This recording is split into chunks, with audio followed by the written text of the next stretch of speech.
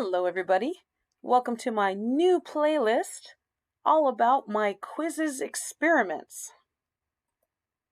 I'm Madame Sensei and I am a Quizizz ambassador, and I'm going to be working through all my thought process with you.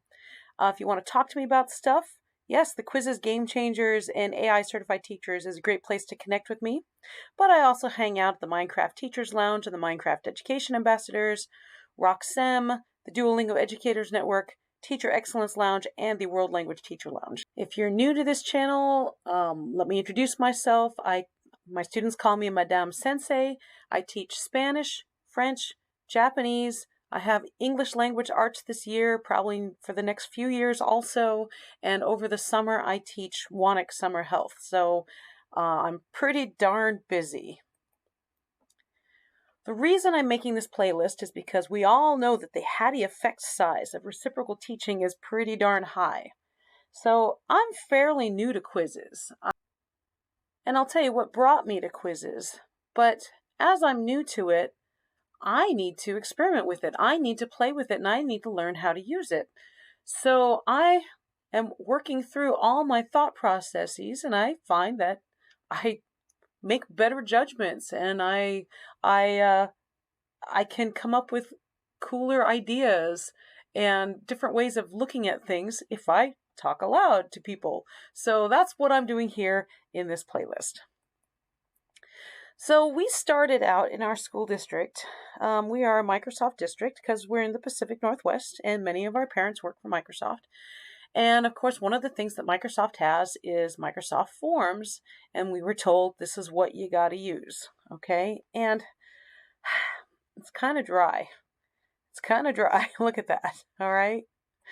They have a few things that you can do with it. You can do a choice, you can do text, you can do a rating, you can do ranking, Likert scale. I never use a Likert scale, okay? But again, it looks really dry. It looks really boring, and I run a game-based classroom, and there's nothing really fun about this. And as try as I might, I mean, I tried making choose your own adventures in it, and I tried all sorts of goofy stuff, and I just couldn't make it fun. And then, as I worked the class, as the students are typing stuff in, I realized, oh, dang nabbit. Microsoft invented this for companies first. And then they decided, oh, you know what, we could sell it to teachers too. But because it was invented for companies, it's ready for things that you do online. Like, for example, you'd go shopping and you put in your credit card number, and you don't want to have to put it in every single time, so the computer's going to remember your credit card number next time. So if I ever wanted to give my students the same Microsoft form twice, I discovered it was auto-filling for them.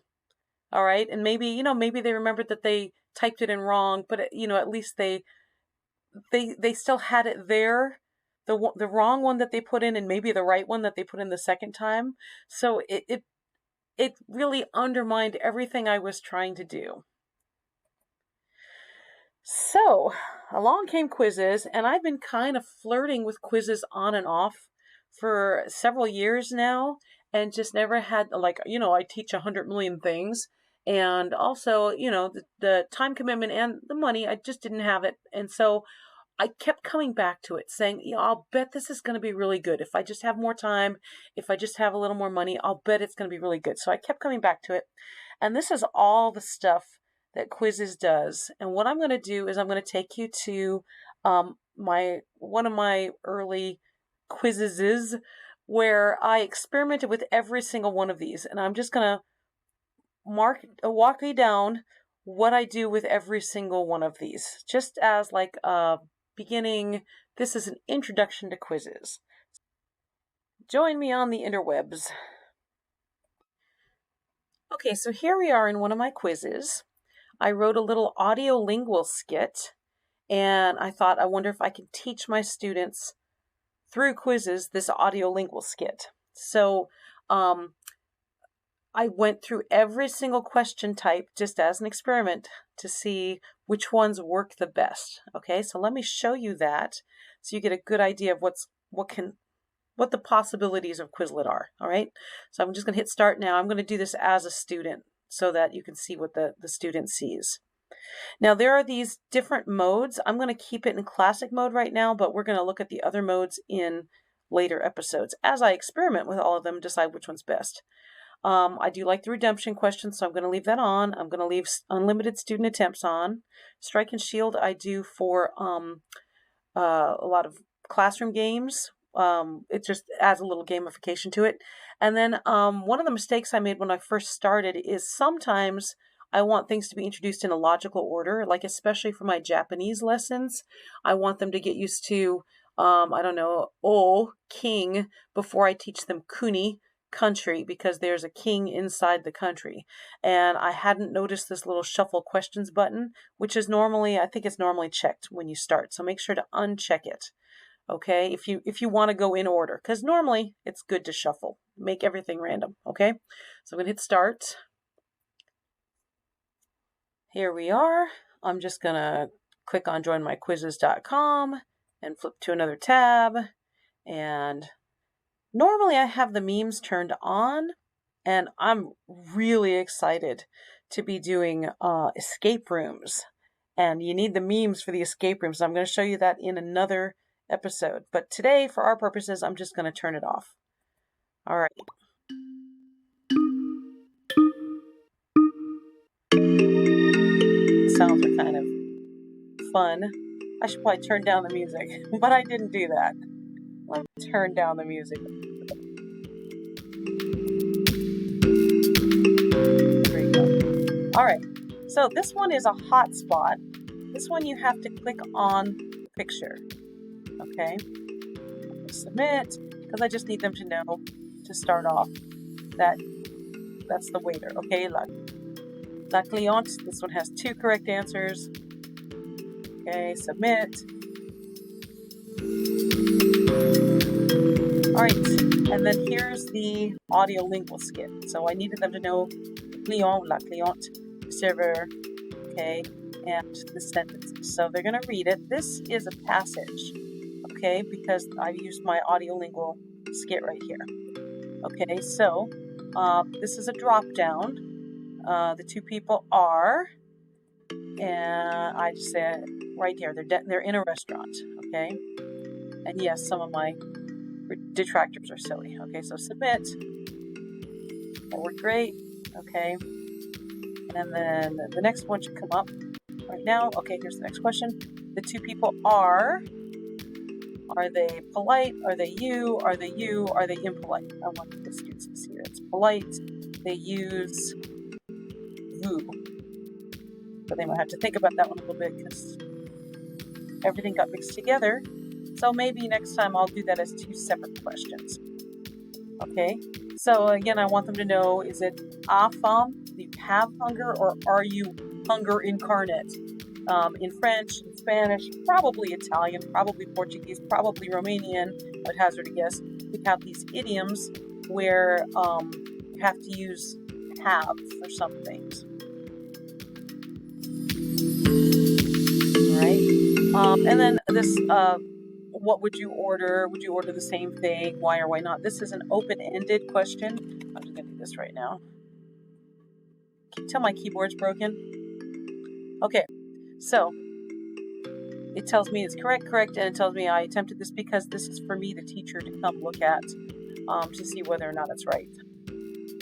Okay, this is a drawing one, and let's make sure I got color. Last time's red. Yeah, okay, fine, it's red. Okay, I just wanted them to draw. Here's the menu. Okay, normally I'd change the color. All right, so it's a drawing one. I'm just experimenting. Drawing is kind of fun. Okay, and then here, this is categorize. It's a sorting activity. Okay, and you can see the little hand here telling you what's going to go. So is it the waiter, waitress, or is it the customer saying that? Customer saying this, waiter says this, waiter says this, waiter says this, customer says,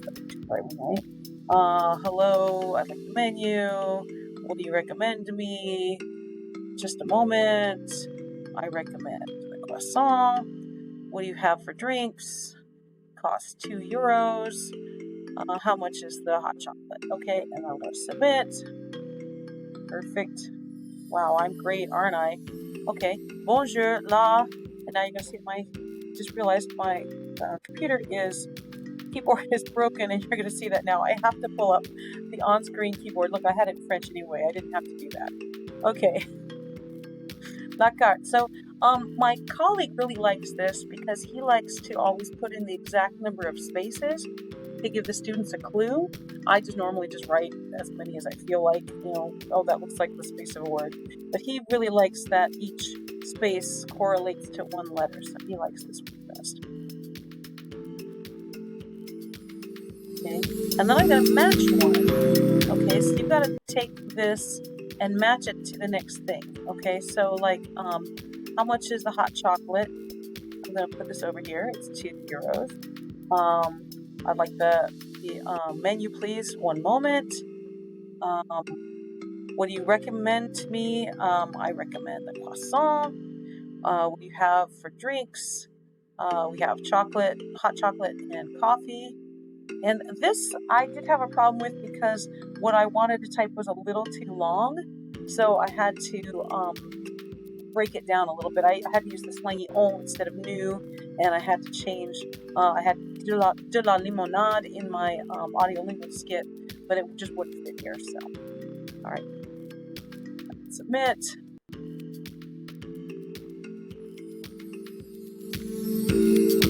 And our next one should come up. All right, this is another drag and drop. Okay, qu'est-ce que vous me conseillez? I want the students to know that vous is going to come first and then me. And so I put all these direct object pronouns they can choose from. What order do they go in?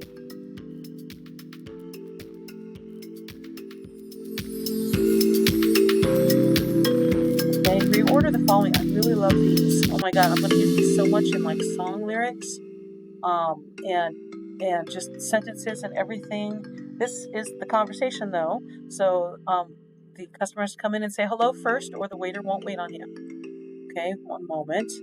And then he's going to say, what do you recommend to me? I recommend croissant. It's not bad.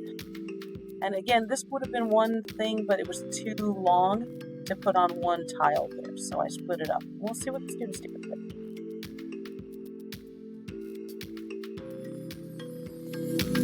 Okay, and set the table. Okay, so this is labeling. So the students are going to have to bring things over, and it's just kind of fun to do. And you know what I have to say, I love Blue-Kit to pieces, but when I want to put a picture into Blue-Kit, I have to, talking and labeling at the same time, I have to save the picture as a PDF first.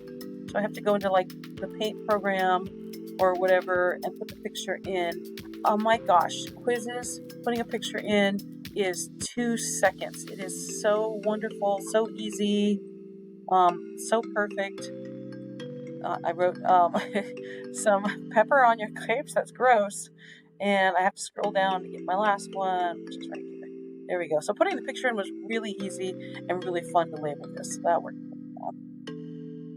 Look at that. That looks great. Okay.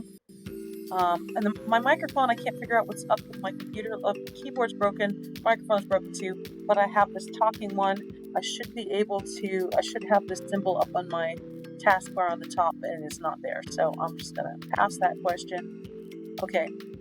And then I just had a poll at the end because I wanted to see what a poll was like. So I'm going to ask my students, which kind of dialogue do they like best? Okay, all done at the end. Wow, I'm so amazing. There's all this gamification stuff, which I love. This is the whole reason I'm turning to Quizizz and everything. So this was just my basic introduction. These are the features of Quizizz, and I'm going to dive into playing with each of the features in the subsequent episodes. So I hope to see you there.